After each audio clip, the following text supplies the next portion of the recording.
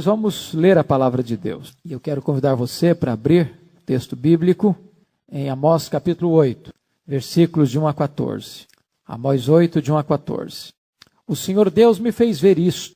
Eis aqui um cesto de frutos de verão. E perguntou: que vês, Amós? E eu respondi: um cesto de frutos de verão. Então o Senhor me disse: chegou o fim para o meu povo de Israel, e jamais passarei por ele. Mas os cânticos do templo naquele dia serão uivos, diz o Senhor Deus. Multiplicar-se-ão os cadáveres, em todos os lugares serão lançados fora. Silêncio. Ouvi isto, vós que tendes gana contra o necessitado, e destruís os miseráveis da terra, dizendo: quando passará a festa da lua nova para vendermos os cereais? E o sábado para abrirmos os celeiros de trigo, diminuindo o efa e aumentando o ciclo, e procedendo dolosamente com balanças enganosas, para comprarmos os pobres por dinheiro e os necessitados por um par de sandálias, e vendermos o refúgio do trigo? Jurou o Senhor pela glória de Jacó: eu não me esquecerei de todas as suas obras para sempre. Por causa disto, não estremecerá a terra, e não se enlutará todo aquele que habita nela. Certamente levantar-se-á toda como o Nilo, será agitada e abaixará como o rio do Egito. Sucederá naquele dia, diz o Senhor Deus: farei que o sol se ponha ao meio-dia, e entenebrecerei a terra em dia claro. Converterei as vossas festas em luto, e todos os vossos cânticos em lamentações. Porei pano de saco sobre todos os lombos e calva sobre toda a cabeça. E farei que isso seja como luto por filho único, luto cujo fim será como dia de amarguras. Eis que vem dias, diz o Senhor Deus, em que enviarei fome sobre a terra, não de pão, nem sede de água, mas de ouvir as palavras do Senhor. Andarão de mar a mar e do norte até o oriente, correrão por toda parte procurando a palavra do Senhor, e não a acharão. Naquele dia, as virgens formosas e os jovens desmaiarão de sede. Os que agora juram pelo ídolo de Samaria e dizem: como é certo viver o teu Deus, ó Dan, e como é certo viver o culto de Berseba, esses mesmos cairão e não se levantarão jamais. Nós vamos meditar sobre o tema: o colapso de uma nação. O colapso de uma nação. Há 3 verdades que eu quero destacar nesta noite à guisa de introdução. A primeira verdade é que quando a religião se une ao Estado, ela perde a capacidade de transmitir a palavra de Deus. Se você perceber, a religião em Israel tinha perdido a sua independência. A religião no Reino do Norte estava a serviço do Estado. E não era a consciência do Estado. Nem tinha voz profética no Estado e nem para o Estado. Porque estava mancomunada com ele e subserviente a ele.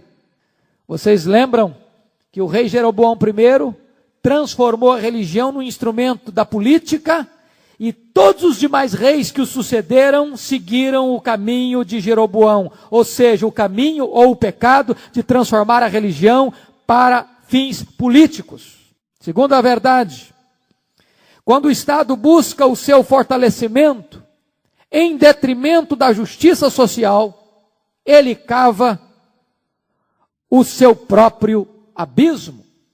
O que estava acontecendo em Samaria é que a classe rica estava endinheirada, vivendo na opulência, na mais arrogante, soberba cidade da época, a cidade de Samaria, pelo menos naqueles arredores. A classe rica ficando cada vez mais rica, vivendo em palácios, em castelos, dormindo em camas de marfim, refestelando-se em seus banquetes regados a vinho e a óleos caros, ouvindo músicas. Mas tudo isso em detrimento dos pobres que eram saqueados, que eram espoliados e que eram roubados. E quando o Estado perdeu o temor de Deus, pelos caminhos escorregadios e tortuosos da opressão social, esse Estado estava cavando o seu próprio abismo, porque estava com isso provocando a ira de Deus. Terceira verdade à guisa de introdução. Quando os ricos granjeiam suas riquezas desonestamente, e tanto o Estado como a religião se cala, a nação está à beira do juízo divino. Notem vocês que tanto o Estado quanto a religião precisam erguer a sua voz contra a injustiça. Quando nós lemos Romanos 13, diz a Bíblia lá que toda autoridade é instituída por Deus para duas coisas. Primeiro, para promover o bem. Segundo, para coibir o mal. De tal maneira que quando o Estado não denuncia a opressão, ou quando o Estado é o próprio braço da opressão, ele perde a sua finalidade. Ele se coloca na contramão. Mais do que isso, a religião em Israel perdera a sua finalidade. Porque o sacerdote Amazias, capelão do templo do rei, perdera a capacidade de denunciar o pecado, porque na verdade ele era um empregado do Estado, ele não estava a serviço do rei dos reis, ele estava a serviço de um rei humano. Tinha vendido o seu ministério, tinha vendido a sua consciência, não tinha capacidade de erguer a voz profética em nome de Deus. E por essa razão, tanto o Estado quanto a religião eram agentes da injustiça e estavam debaixo do juízo divino. Pois bem, com essa introdução, eu chamo a sua atenção para o primeiro ponto da nossa mensagem. E o primeiro ponto da nossa mensagem vai falar sobre uma nação madura para o juízo. Olha comigo, por favor, os versos 1 a 3. Você se lembra que dos versículos 1 a 6, dos capítulos 1 a 6, o profeta está trazendo mensagens de Deus para a nação. Mas nos capítulos 7 a 9, Deus vai falar com o seu profeta através de visões, de símbolos. Nas duas primeiras visões do terremoto, ou melhor, dos gafanhotos e do fogo, o profeta intercedeu, o profeta orou, e Deus suspendeu o castigo. A terceira visão, que está aí no capítulo 7, versículo 7, a visão do prumo, não há mais intercessão, não há mais oração. E a palavra de Deus é contundente no verso 8, e jamais passarei por ele. Era tarde demais para suspender o castigo. Agora, nesta quarta e penúltima visão, Deus vai mostrar para Amós uma cesta de frutas maduras, de frutos de verão. E isso representa não apenas a inevitabilidade do juízo, mas a iminência do juízo, a brevidade do juízo. A hora havia chegado, todas as oportunidades haviam passado. E aqui eu destaco algumas lições. Primeiro, Deus mostra uma descrição simbólica da iminência do juízo no versículo 1. O Senhor Deus me fez ver isto, eis aqui um cesto de frutos de verão, ou de frutos maduros. E Deus então pergunta para o profeta, o que você está vendo? Você está vendo aí essa cesta? Que vês, Amós? E Amós não pode responder outra coisa senão o que está vendo. Um cesto de frutos maduros, ou frutos de verão. E Deus então diz para o profeta, pois bem, Amós, a nação de Israel, assim como esse fruto cheio de frutas maduras, também está maduro para o juízo. Israel está maduro para o juízo. Não era apenas eles trazendo frutas maduras, eles eram as frutas maduras. Eles estavam maduros para o juízo. Deus estava representando através daquele símbolo que, na verdade, Israel estava na hora de ser colhido, mas de ser colhido para o juízo, de ser colhido para o julgamento, para acertar as suas contas com Deus. Segunda coisa, Deus mostra que aqueles que tapam os ouvidos à sua voz, fecham as portas da graça com as suas próprias mãos. Olha o verso 2. O Senhor me disse, chegou o fim para o meu povo de Israel. O que me impressiona isso é que este é o mesmo povo que Deus tirou do Egito, que Deus quebrou os grilhões da escravidão, que Deus arrancou do cativeiro com mão forte e poderosa, que Deus abriu o mar vermelho, que Deus sustentou com a sua providência generosa 40 anos pelo deserto, que Deus desalojou os seus inimigos, que Deus guiou com a coluna de fogo, com a coluna de nuvem. Este é o mesmo povo que recebeu a lei de Deus para guiá-los pelos caminhos da verdade. Este foi o mesmo povo a quem Deus enviou profetas, a quem Deus suscitou do seu meio filhos que profetizavam e filhos que eram nazireus.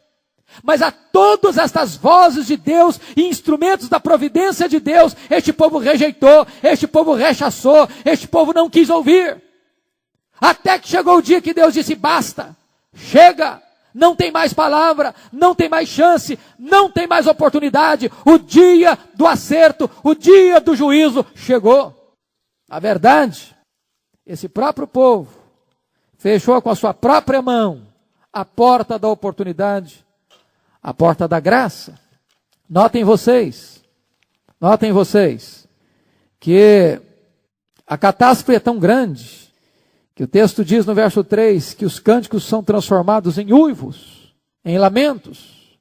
A terra sólida estremece e se agita. O sol escurece ao meio-dia. As festas se convertem em luto e cânticos de lamentação. Deus está revertendo a situação para um povo que não quis ouvir a sua voz. Terceiro lugar, Deus está mostrando que oportunidades perdidas podem chegar a um ponto de jamais serem recuperadas. Olha o verso 2 ainda. Quando Deus diz aí: e jamais passarei por ele. Esse jamais passar por ele tem um significado. É o mesmo de Provérbios 29:1.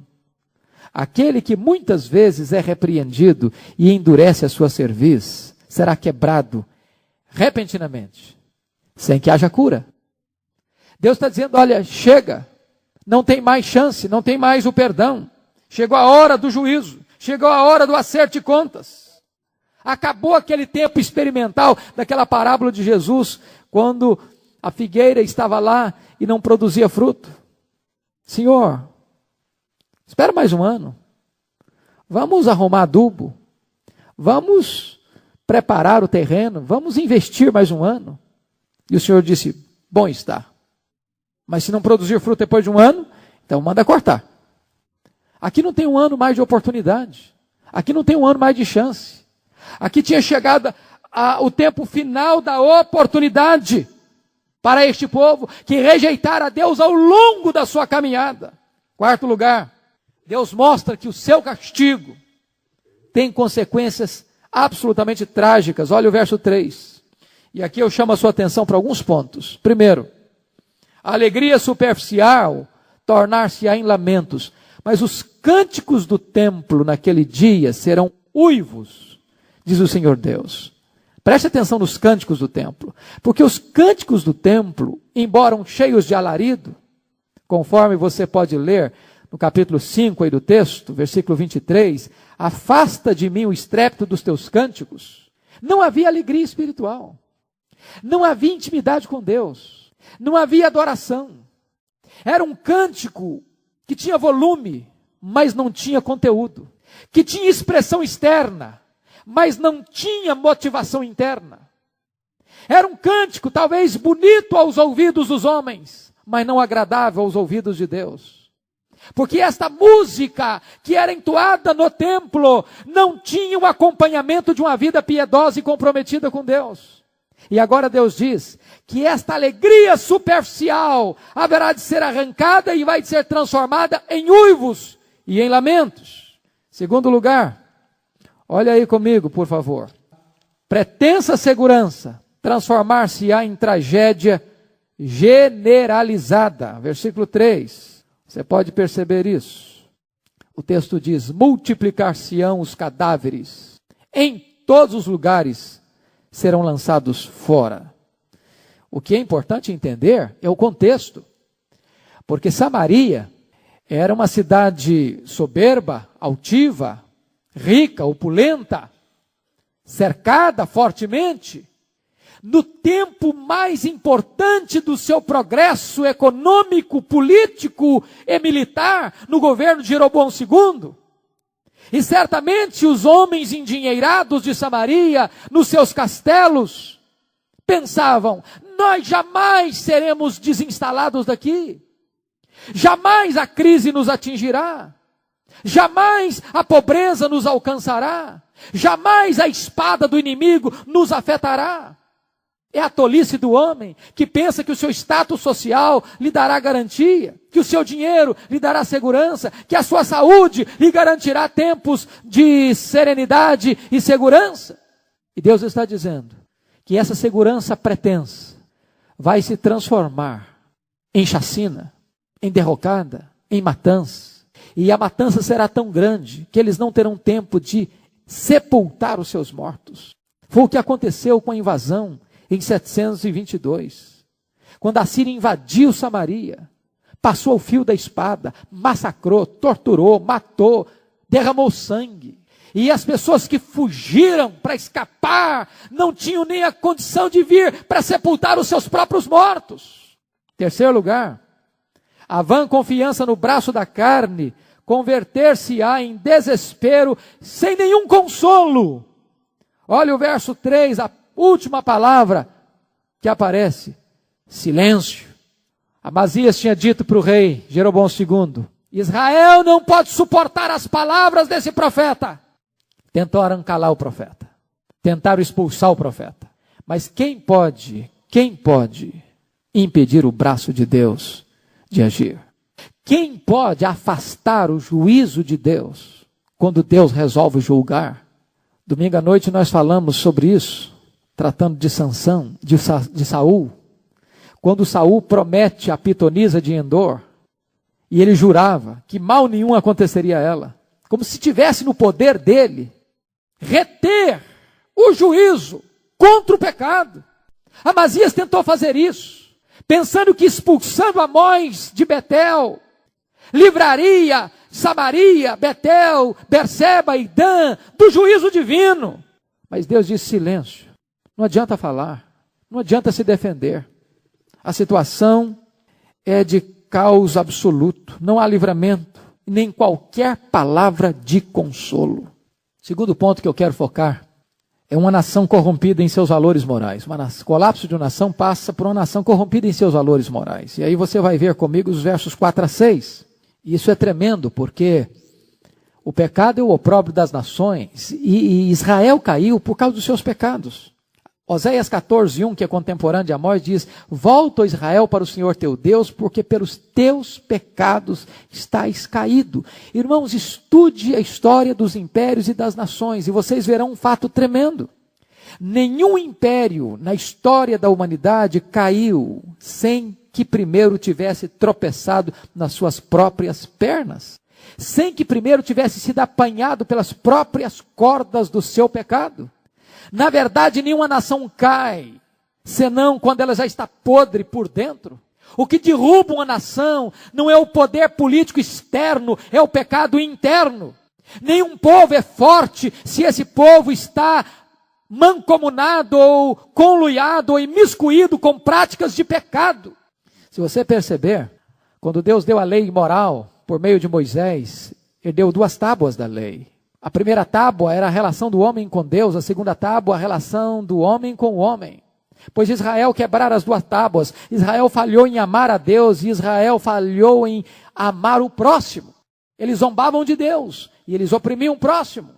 E nós vamos ver que pecados foram esses. Em primeiro lugar, a opressão ao pobre, amar mais a injustiça do que a misericórdia. Olha o versículo 4. Ouvi isto, vós que tendes gana contra o necessitado e destruís os miseráveis da terra. O que aconteceu? A cobiça insaciável levou a classe rica de Israel a praticar crimes horrendos debaixo das barbas do rei, com a ajuda de juízes iníquos e injustos, sem nenhuma condenação dos sacerdotes. Notem vocês que o poder político, que o poder judiciário e que o poder religioso estavam conluiados no mesmo projeto. O projeto de exploração, de opressão aos pobres e necessitados de Israel. Eles tinham gana contra o necessitado. E a Bíblia diz que a religião daquele que oprime o pobre é vã. Porque Tiago diz, a religião sem o exercício da misericórdia é vã. A fé sem as obras é vã. Segundo lugar, qual o pecado que eles cometeram? O desprezo pelo culto divino. Amar mais o lucro do que a Deus. Olha o versículo 5. Olha o versículo 5. Dizendo, quando passará a festa da lua nova para vendermos os cereais, e o sábado para abrirmos os celeiros de trigo, diminuindo o efa, aumentando o ciclo, procedendo dolosamente com balanças enganosas. Notem vocês que eles observam o calendário religioso. Eles não vendem no sábado, eles não comerciam na lua nova, mas eles não têm deleite no sábado, eles não têm prazer na lua nova. Eles estão impacientes com os feriados religiosos. Eles vão para a igreja, eles frequentam os cultos, eles celebram suas músicas, mas o coração deles não está lá no templo, o coração deles não está em Deus, o coração deles não saiu do escritório, o coração deles não saiu do dinheiro, o Deus deles é o dinheiro. Eles estão desesperados para que esse feriado acabe logo, para que eles explorem ainda mais os pobres. Tomara que acabe logo o sábado, para a gente vender o nosso trigo por um peso menor, por um preço maior, e vender até o refúgio do trigo, aquilo que é misturado com terra, que não pode ser consumido por seres humanos. Irmãos, essa questão é passível de existir ainda hoje. É preciso a gente questionar diante de Deus com que motivação a gente vem à casa de Deus. O que é que está no nosso coração quando nós entramos na casa de Deus? O que é que passa pela nossa cabeça quando nós estamos aqui dentro deste lugar? Porque às vezes a gente está aqui fisicamente, mas a mente não está aqui, o coração não está aqui, o sentimento não está aqui, o desejo não está aqui, o prazer não está aqui. Terceiro lugar, o comércio fraudulento, amar o lucro mais do que a honestidade. Olha os versículos 5b e 6. Diminuindo o efa, aumentando o ciclo, procedendo dolosamente com balanças enganosas para comprarmos os pobres por dinheiro. O que está acontecendo, irmãos? O princípio é muito claro. Quando você tem uma teologia errada, você vai ter uma ética errada. É por isso que a gente tem que dar tanto valor à teologia, à doutrina. Porque Israel transigiu com a verdade, agora não tem nenhuma dificuldade de transigir com a ética. Porque o que regulamenta a ética é a doutrina, é a teologia. Se o meu conceito estiver errado, a minha prática vai ser errada. Se a teoria estiver errada, obviamente que a praticidade vai estar equivocada. O conceito precisa estar certo, para que a prática esteja adequada. Eles erraram na teologia, eles substituíram o culto, eles substituíram a liturgia, eles substituíram o altar, eles substituíram o sacerdote, eles montaram a religião de fachada, com culto de fachada. E não tardou para que este culto desaguasse, desembocasse numa prática absolutamente distorcida. E aqui o profeta denuncia. Olha aí outra vez comigo. Olha outra vez comigo. Versículo 5. Eles querem abrirmos os celeiros, diminuindo o efa. O que era o efa? O efa era uma medida, era uma expressão de medida. Alguns estudiosos dizem que eram 32 litros, já outros pensam que eram 22 litros, mas eu não vou entrar nessa questão, mas era uma medida, entre 22 a 32 litros, para medir trigo. O que é que eles faziam? Isso acontece até hoje. Eles forravam. Eu fui criado na roça, e na roça a gente usava caixote para medir café. Então eram 2 latas de querosene para dar um caixote. 2 caixotes davam um saco, 40 litros. O que é que eles faziam? Eles faziam um fundo falso no efa. Fundo falso. De tal maneira que quando eles vendiam um efa de 32 litros, o cara levava 25 litros. Mas passava por 32. Eles aumentavam o ciclo, porque o ciclo, o dinheiro naquela época não era contado, era pesado. Então o cara levava menos e pagava mais. E eles arquitetavam um jeito de colocar pesos trocados com balança enganosa. E sabe, se você pensa, eu sei que você não pensa, a expressão que eu uso. Se a gente pensa que essas coisas do comércio não tem nada a ver com vida espiritual, que Deus não se importa com essas coisas, que comércio é comércio, que vida financeira é vida financeira, que não tem nada a ver com a vida espiritual, estamos equivocados. Deus é o Deus da justiça e da verdade. Deus não aceita que um filho seu pratique desonestidade. A honestidade precisa ser uma expressão da nossa reverência a Deus. O que você faz nos seus negócios reflete como é que você encara Deus. A maneira como você paga as suas contas reflete como você encara Deus. A maneira como você vende, como você compra, como você negocia, encara a sua espiritualidade, define a sua espiritualidade. É isso que Amós está denunciando aqui. E você vai ler lá na lei que Deus abominava a balança enganosa. Deus não aceitava a balança enganosa, isso provocava a ira de Deus. Quarto lugar, tratar as pessoas como coisas, amar mais a si do que o próximo. Olha o versículo 6. Para comprarmos os pobres por dinheiro e os necessitados por um par de sandálias e vendermos o refúgio do trigo. Note vocês que eles lidam com o próximo como uma coisa, como um saco de trigo, de cereal. Eles não tratam gente como gente, mas gente como coisa. É a coisificação do ser humano. Esse é um estágio de perversão tal que a pessoa humana perdeu a sensibilidade humana. Não estás falando aqui nem mais de vida cristã, de vida espiritual, de relacionamento com Deus. A pessoa perdeu a humanidade. Notem vocês que Amós abre o seu oráculo, abre a sua palavra profética, trazendo uma palavra de Deus de juízo contra as nações vizinhas de Israel, denunciando o pecado delas. E algumas dessas nações haviam cometido o grave pecado de vender os seus escravos, que eram estrangeiros, raptados nas suas guerras e vendiam-os nos mercados de escravos como mercadoria. Agora Deus está denunciando Israel. Vocês estão fazendo pior do que os pagãos. Os pagãos, pelo menos, vendiam os seus inimigos como escravos. Vocês estão vendendo os seus próprios irmãos. Vocês estão oprimindo aqueles que são sangue de vocês. Terceiro lugar. Terceira lição. Uma nação sob condenação do próprio Deus. Olha os versículos 7 a 10. E se você perceber, a partir agora, o profeta Amós vai usar aqui 4 figuras do juízo de Deus. Vai usar o terremoto, vai usar as trevas, vai usar o funeral e vai usar a fome. E eu quero pontuar alguns aspectos aqui. Primeiro, juramento selado anunciando o fim do perdão. Olha o versículo 7. Jurou o Senhor pela glória de Jacó: eu não me esquecerei de todas as suas obras para sempre. Deus havia jurado já por sua santidade, no capítulo 4, verso 2. Deus já havia jurado por si mesmo, no capítulo 6, versículo 8.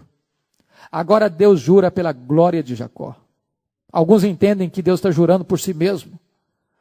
Outros entendem que jurar para a glória de Jacó seria uma expressão de zombaria, para levar este povo a perceber que Deus estava sendo irônico com eles. O certo é que Deus jura: olha, eu não vou passar por cima destes desmandos, dessas opressões, desses crimes que vocês estão cometendo. E esses crimes não ficarão impunes. Você vai olhar no versículo 8, a hediondez deste castigo, porque o profeta aí compara este castigo com um terremoto e com a inundação. Por causa disto, não estremecerá a terra. O que está acontecendo? Quando o exército assírio vier, isso vai fazer trepidar a terra, isso vai ser como que um abalo sísmico, isso vai ser como uma cavalgada que vai estremecer a terra. E ele diz que esta invasão tem o mesmo efeito de uma inundação. E não enlutará todo aquele que habita nela, certamente levantar-se-á toda como o Nilo, e será agitada e abaixará como o rio do Egito. E a ideia que ele está entendendo aqui é de uma tempestade, que vem ajuntando afluentes, que vem descendo em enxurradas em costas abaixo, que vem arrastando tudo e trazendo uma terrível inundação, grandes desastres, nessa invasão total e completa dos exércitos assírios. Mas ainda, o profeta vai falar da rapidez com que este castigo virá. Olha o verso 9. Sucederá que naquele dia, diz o Senhor, farei que o sol se ponha ao meio-dia e entenebrecerei a terra em dia claro. Lembram que eles esperavam o dia do Senhor? Aguardavam o dia do Senhor? E Deus diz para eles no capítulo 5, versículo 18 a 20, o dia do Senhor não será dia de luz, não, será dia de trevas. Vocês estão pensando que Deus está do lado de vocês, quando vocês estão contra Ele. Vocês estão pensando que Deus sempre está do lado de vocês, mesmo vocês vivendo em pecado, pois quando o dia do Senhor vier, esse dia será de trevas. E Deus diz que esse juízo vai ser tão repentino, que o sol vai se pôr ao meio-dia. Obviamente isso é uma figura de linguagem, para dizer que este juízo virá repentinamente, apressadamente. E olha comigo o verso 10. As consequências inevitáveis desse castigo divino.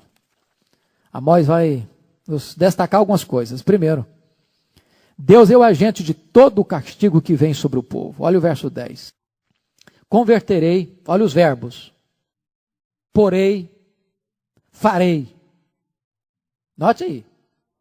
Todos os verbos focam, destacam e enfatizam que a ação do julgamento não é do Império Assírio, não é do braço da carne, não acontece por fatalidade nem por casualidade, é o próprio Deus que é o agente da ação. Segundo, você nota aí que Deus põe a vida do seu povo de cabeça para baixo. Deus diz assim: converterei as vossas festas em luto, e todos os vossos cânticos em lamentações. É uma situação complexa. Se você parar para perceber, e valeria a pena uma hora você ler o livreto de Jonathan Edwards, Pecadores nas mãos de um Deus irado.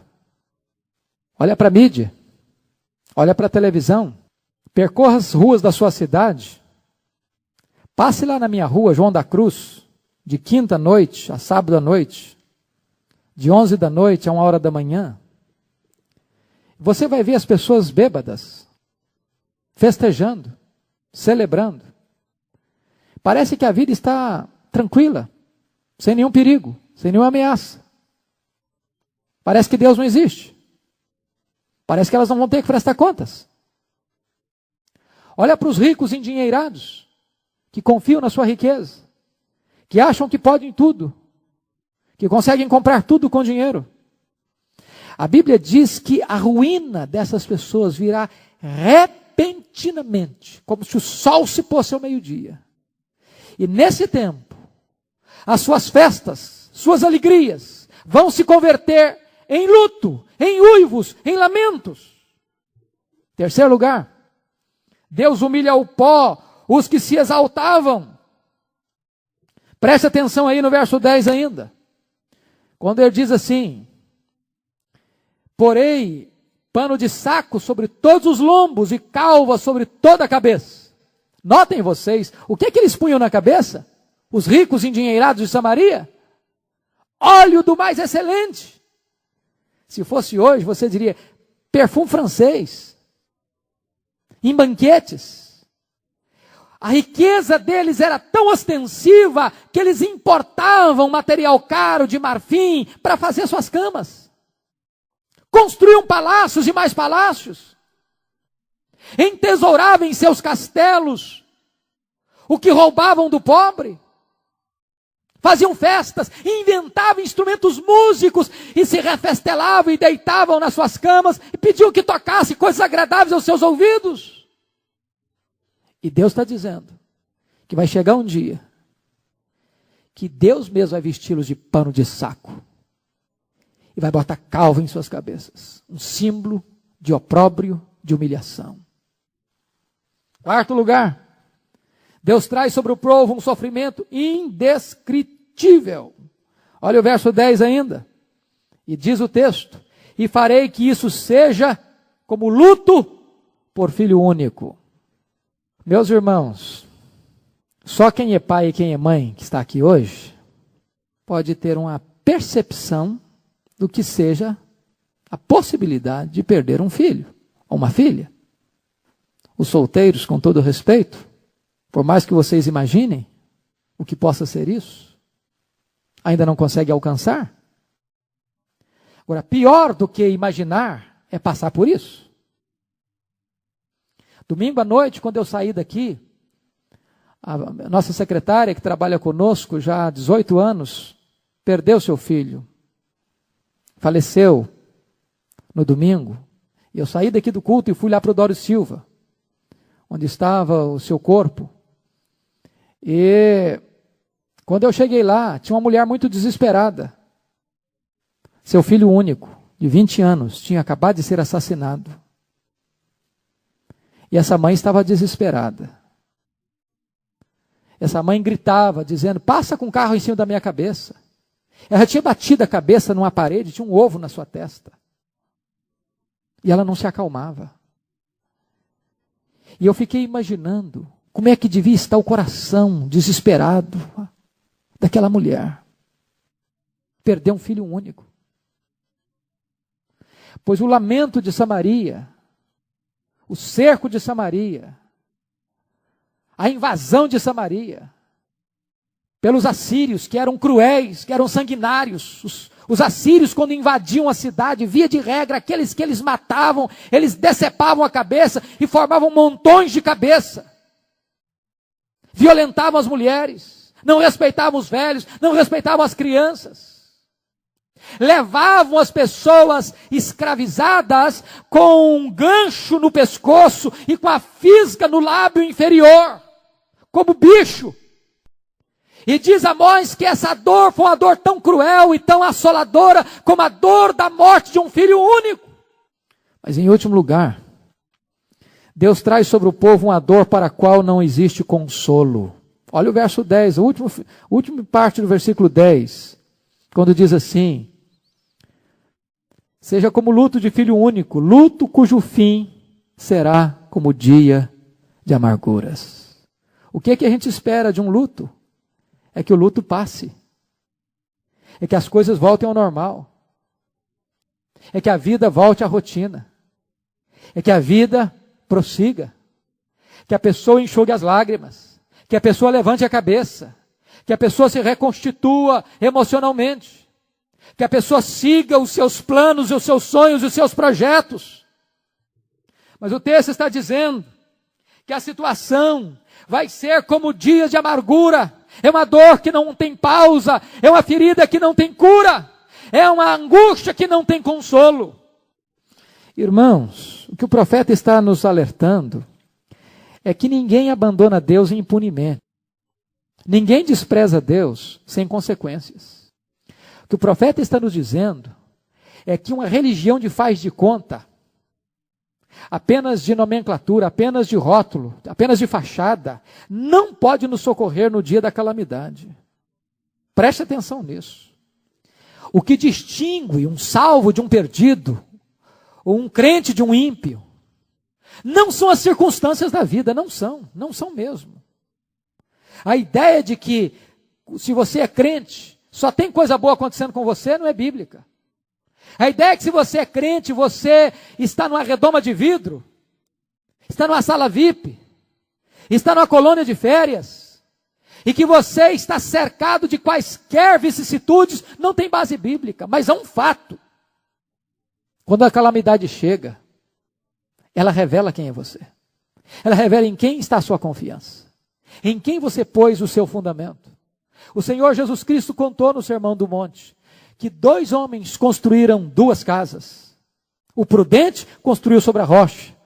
O insensato construiu sobre a areia. O que aconteceu às 2 casas? Elas eram iguais. Iguais. Só num ponto eram diferentes. O fundamento.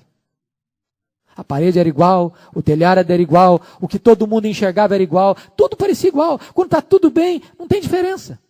Mas no dia que a chuva caiu no telhado, que o vento bateu na parede, que o rio solapou o alicerce, uma casa caiu, a outra ficou de pé.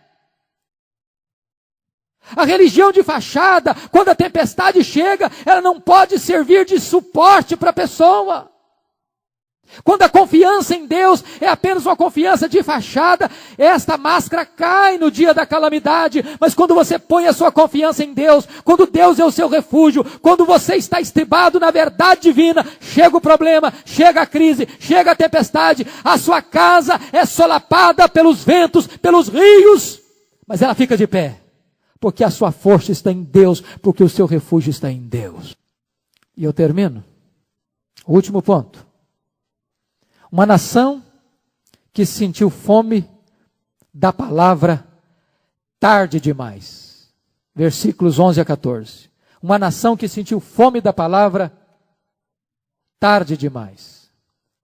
Haverá dias, diz o Senhor, em que enviarei fome sobre a terra, não de pão, nem sede de água, mas de ouvir as palavras do Senhor. Andarão de mar a mar e do norte até o oriente, correrão por toda parte, procurando a palavra do Senhor e não a acharão.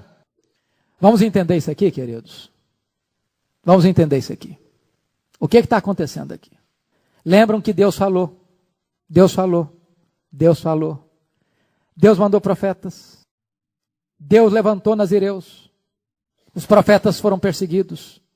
Outros foram presos. Outros foram mortos. E Deus continuou falando, e Deus continuou insistindo, e Deus alertou, e Deus avisou, e Deus mandou os seus solenes recados para a nação. A nação não quis. Até o dia que a calamidade chegou. Aí, o povo quis. Mas agora, já era tarde demais. Quando se perde uma oportunidade, pode ser que a pessoa se desperte tarde demais. A Bíblia diz: buscai o Senhor enquanto se pode achar, e invocai-o enquanto está perto. A Bíblia nunca nos encorajou, nem nos permitiu pensar que eu posso deixar para a última hora. Que eu posso procurar a Deus quando eu pensar, quando eu desejar, quando eu quiser. A Bíblia diz hoje, se hoje você ouvir a voz de Deus, não endureça o seu coração. Amanhã pode ser que o seu coração esteja endurecido. Ou pode ser que Deus não lhe dê mais oportunidade. Lembra de Saul outra vez? Samuel falou com Saul. Samuel exortou Saul. Saul não quis ouvir Deus. Samuel morreu. E Saul endureceu o coração ainda mais. No desespero, no encurralamento, Saul quis escutar Deus, mas Deus não falava mais com ele. E eu vou lhes dizer que o maior juízo que um homem e uma mulher podem sofrer é o juízo de não mais conseguirem ouvir a voz de Deus. De não mais receberem a mensagem de Deus. De Deus dizer assim: basta, chega. Este é o mais solene juízo de Deus. Deus diz assim: você não quis não? Você não quis ouvir não? Pois bem, você não terá o que você não quis. Vamos olhar algumas lições aí então. Primeiro, devemos buscar o Senhor enquanto Ele está perto. Versículo 11 e 12. Buscar o Senhor enquanto Ele está perto. Sabe por quê? Porque se eu não tiver na minha mente a perspectiva do futuro, eu corro o risco de não avaliar bem o presente. Algumas pessoas acham que na mensagem evangélica não deveria ter este aspecto do aviso solene do juízo. Isso é aterrorizar as pessoas, isso é assustar as pessoas. O evangelho não pode assustar as pessoas, isso fere a sensibilidade, isso assusta, isso espanta, isso não é popular, isso não é delicado. A Bíblia não pensa assim. A Bíblia não diz assim. Aliás, Paulo diz assim: se a nossa vida se restringir apenas a esta vida, se você não levar em conta o futuro, a eternidade, então nós estamos equivocados, somos infelizes, os mais infelizes. Então não tem sentido ser um cristão zeloso. Então, diz Paulo, o hedonismo está certo, então comamos e bebamos porque amanhã morreremos. Paulo está dizendo o seguinte: é importante sim você alertar sobre a eternidade, é importante sim você alertar as pessoas, olha, você vai ter um encontro com Deus, prepara-te para te encontrar com Deus, olha, você vai dar conta da sua vida sim, olha, você vai ter que comparecer diante do Supremo Juiz do céu e da terra sim. Busque o Senhor enquanto você pode achar. Segundo lugar, o desprezo da palavra de Deus leva a profunda insatisfação até com as coisas mais vitais da vida. Quando o aperto chegou, quando o exército assírio encurralou Samaria, a necessidade do povo já não era nem de pão nem de água mais, era de ouvir Deus. Olha que coisa incrível. E olha que pão e água são as necessidades mais urgentes do ser humano. Se você quiser ler sobre isso, leia o livro de Viktor Frankl, Em Busca de Sentido. Ele diz que nos campos de concentração nazista, a conversa que girava nas noites perturbadas e intranquilas não era sobre liberdade, nem sobre família, nem sobre sonhos. Era sobre pão, sobre comida. As pessoas eram capazes de fazer os atos mais heróicos para ter um pedaço de pão seco a mais no outro dia. Pessoas eram capazes de passar a noite inteira no gelo, para no outro dia ter uma concha a mais de sopa rala no seu prato. Pois bem, Amós está dizendo que a maior necessidade do ser humano nesta hora do aperto não é nem de pão, nem de água, não é fome de pão, nem fome de água, é fome de escutar Deus. Isso significa que há no ser humano um vazio, que coisas não preenchem, que coisas não satisfazem, que na hora H o dinheiro não resolve, que na hora H o sucesso não resolve, que na hora H o diploma da parede não resolve, que os troféus não resolvem, que a popularidade não resolve. Nesta hora, só Deus resolve, só Deus satisfaz. Terceiro lugar, o desprezo deliberado da verdade pode levar o homem a uma busca frustrada na hora do aperto. Eu quero só focar para você que a expressão que está aí no versículo 12, andarão de mar a mar, esse verbo andar aí é muito importante para entender, porque este verbo andar aí é o mesmo verbo que foi usado para descrever o andar dos bêbados. Ou essa palavra foi usada também para o balanço das árvores ao vento, Isaías 7,2. Ou dos lábios que tremem agitados, como 1 Samuel 1,13, quando Ana balbuciava, seus lábios tremiam. Esta é a palavra andar aí, é o andar do bêbado, é o andar cambaleante, é o andar vacilante, é o andar sem determinação, sem segurança, sem rumo. É a pessoa que está perdida, sem rumo, sem direção na vida. Sabe o que está acontecendo? Essas pessoas, na verdade, elas não estão buscando Deus. Preste atenção aqui. Na verdade, elas não estão buscando Deus. Elas estão buscando apenas livramento das consequências do seu pecado. Em tempos de calamidade, o arrependimento é muito comum. Mas é um arrependimento superficial, raso, sem consistência. Há um ponto importante aqui, curiosíssimo. Para onde eles estão indo? De mar a mar até o Oriente. Mas, curiosamente, não há menção aqui de que eles tivessem também procurado a palavra indo para o sul. Por que não? Por que a omissão da região sul? Porque no sul ficava Jerusalém, onde estava o templo do Senhor. Onde estavam os profetas do Senhor? Onde estava a palavra do Senhor? Sabe o que está acontecendo aqui? Eles preferem ser destruídos, engolindo o seu orgulho, do que se voltarem para Deus em arrependimento e ir onde estava a palavra de Deus. Foi aquela nação que se afastou desde Jeroboão I, que criou uma nova religião com um novo propósito, servir aos interesses da política, com uma nova liturgia, com um novo conteúdo, com um novo sacerdote, tudo de fachada. E eles estão dispostos a perecer, mas não se arrepender. Essa busca não é sincera.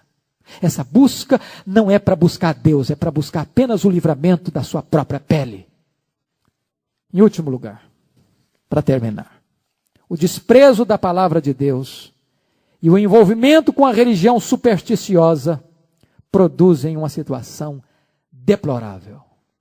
O último verso vai nos mostrar: eis que agora juram pelo ídolo de Samaria e dizem: como é certo viver o teu Deus, Odã, como é certo viver o culto de Berseba. Esses mesmos cairão e não se levantarão jamais. Notem que nesse processo de busca, segundo o verso 13, os mais fortes, os jovens, as mais belas, as virgens formosas, não resistirão e desmaiarão de sede. Mas eles não se convertem, eles não se voltam para Deus. Eles se agarram ainda mais à sua religião heterodoxa, herética, jurando pelo ídolo de Samaria. Mas eles, quanto mais se agarram à sua religião errada, mais perdidos eles ficam. Preste atenção nisso. Quanto mais fiel uma pessoa no engano, no erro, na mentira, mais longe de Deus ela está. Elas estão agarradas na religião sincrética, misturada, paganizada, mística de Betel, de Dan, de Berseba, jurando pelos seus ídolos. Mas Deus dá o veredito: esses mesmos cairão e não se levantarão jamais. Deus está nos alertando aqui que a ideia de que toda religião é boa, de que todo o caminho leva a Deus, que o que importa é a pessoa ser sincera, de que no final das contas tudo vai dar certo, que Deus vai dar um jeitinho, não tem base bíblica. A não ser que nós nos voltemos para Deus de todo o nosso coração e nos refugiemos nele. Não há nenhuma esperança, nem para nós, nem para ninguém. Que Deus nos ajude a olhar para esse texto e ouvir desse texto a voz de Deus ao nosso coração. Amém.